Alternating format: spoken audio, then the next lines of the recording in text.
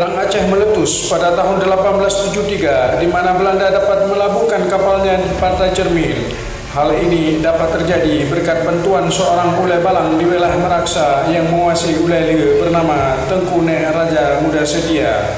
Unek merasa sakit hati ketika Sultan memberi wilayah ke Ulu Balangan kepada Tengku Nanta Setia di Lampadang atas jasanya dulu kepada Sultan.